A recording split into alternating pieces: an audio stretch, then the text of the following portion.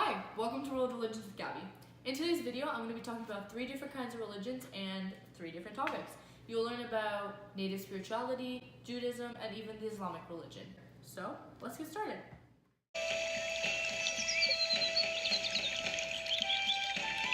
So the first religion we're going to be talking about today is native spirituality. In this religion, we're going to talk about the sacred beliefs and values. Native spirituality are the spiritual practices of the indigenous peoples of America. Traditional Native American ceremonial ways can vary widely and are based on the differing histories and beliefs of individual tribes, clans, and bands. Early European explorers described the individual Native American tribes and even small bands at each of their own religious practices. One of the most important ways of the natives are actually the 7 grandfather teachings.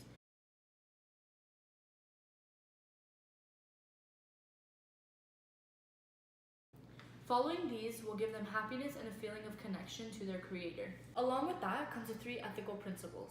The first, do not interfere. The second, the community is important. And the third, everything is shared, also achieve happiness. In the native spirituality, the creator is neither male or female, and it is the most sacred creator. You must live as closely to the creator as possible, and when the environment is suffering, so is humanity. Everything that was created by the sacred creator must be treated with respect and be treated equally. Native spirituality is the arrangement of convictions, of profound customs and lessons, which have been told through the ages of hundreds of years of followers. For over a century, Aboriginal kids were taken from their families and homes, some with force, and taken to private schools where they were housed and instructed under the expert of the Government of Canada. The foundation of Indian private schools started in the 1870s. The Government of Canada was associated with the subsiding and activity of a significant number of these schools, alongside different religious associations, including the Anglican, Presbyterian, United, and Roman Catholic holy places. 2 essential goals of the private schools framework were to rip away and detach kids from their homes, families, and customs. Overall, somewhere in the range of 150,000 First Nations, Inuit, and Métis youngsters were expelled and isolated from their families and networks to go to private schools. While most Indian private schools stopped to work by the mid-1970s, the last governmentally run school shut in the late 1990s.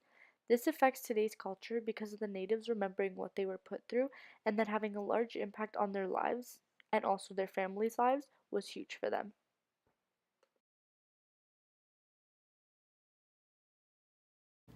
Buddhism is the arrangement of convictions of completion, individual enduring, and finding satisfaction in life to accomplish the condition of nirvana, which closes the cycle of rebirth, in other words, reincarnation. Through Aboriginal spirituality and Buddhism, there are comparative topics in convictions between these religions. For example, convictions upon spirits, the circle of balance and existence in the wake of death, in which these thoughts exhibit and recognize the connection between Aboriginal spirituality and Buddhism.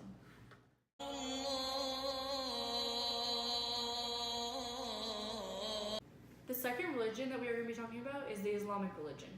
And for this, we are going to be talking about sacred places. To begin, the Islamic religion came to be 5 years after Jesus died. Muhammad was born in Mecca in 570 CE. His parents died when he was very young. The first person that Muhammad actually converted to Islam was his first wife.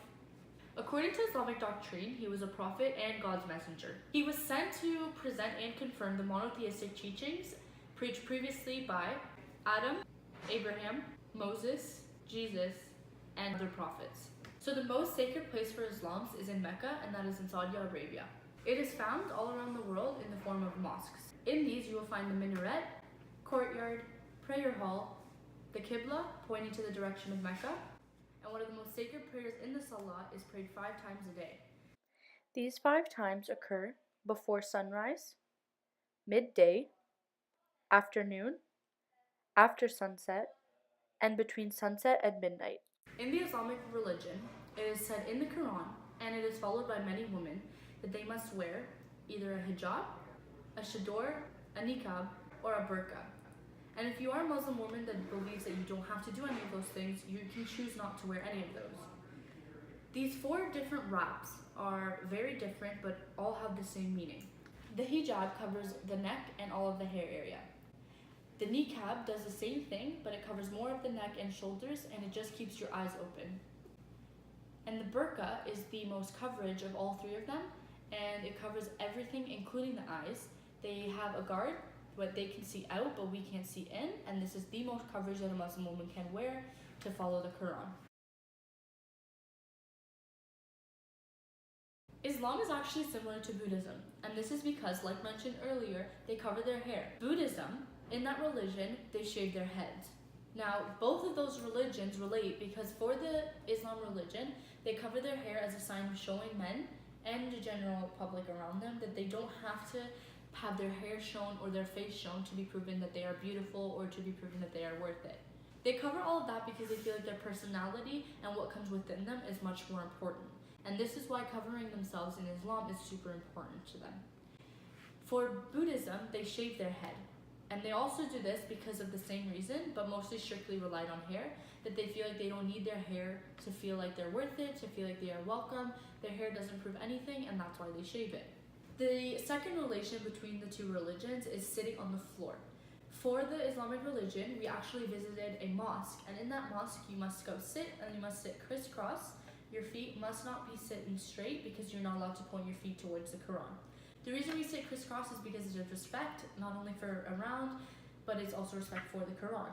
In Buddhism, you're not allowed to sit on high seats or beds. So this is also similar as respect to their religion.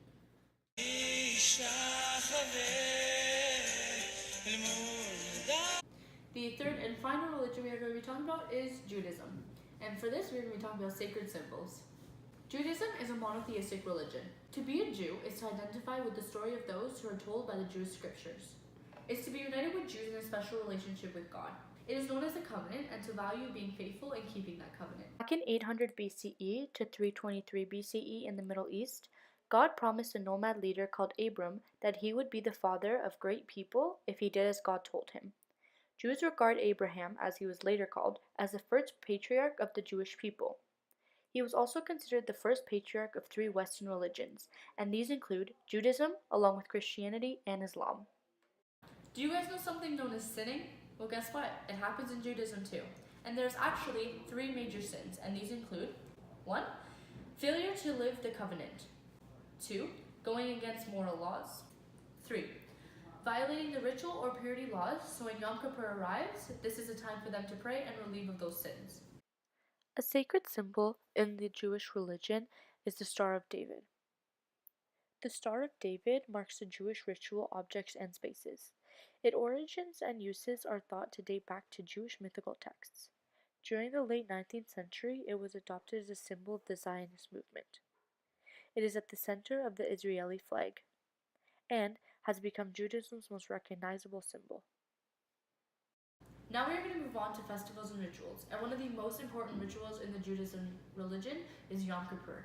This occurs during September or October, and it lasts as long as 25 hours. During this time, a few things that you have to do are not bathe, not wear leather. Men and women must wear all white to resemble purity between all classes, genders, and ages. Also known as the Day of Atonement is when you reconcile to God for any past sin. During this time, they apologize for past sin. They seek out those that they have done wrong to feel fulfilled and forgiven with one God again for the upcoming Yom Kippur. This leaves them feeling purified and feeling much better about themselves for the next year until Yom Kippur occurs again. Along with this, they must attend 5 prayer services at the synagogue. And the ritual, they must blow the shofar. Doing this is to remind individuals to continue to do and spread the ways of God. And the shofar sounds a little something like this. A religion that is similar to Judaism is Christianity. This is because both religions believe in one God who is almighty, eternal, and infinite. Both religions believe in a God who is holy, righteous, and just, while at the same time loving, forgiving, and merciful. Christianity and Judaism share the Hebrew scriptures in the Old Testament and the authoritative word for God, although Christianity includes the New Testament as well. Both Judaism and Christianity believe in the existence of heaven and hell, and that is what makes them similar. And that's it for today. We learned about 3 really interesting religions: Islam, Judaism, and the native spirituality religion. It is very interesting to be able to see all of the different aspects involved in these religions. And although they are very different, they are all similar in one most important thing, and that is God. Thank you for watching, And remember, everyone in this world comes from a different religion. But when we are able to understand and respect the values of other people's religions, that is what makes our world a better place, and that is what makes us all one.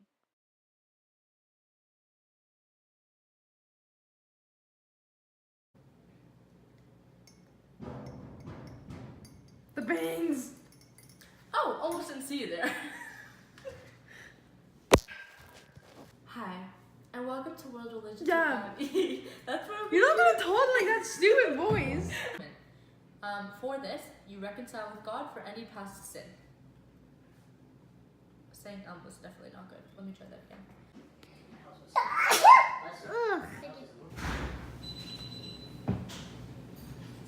Do you mind?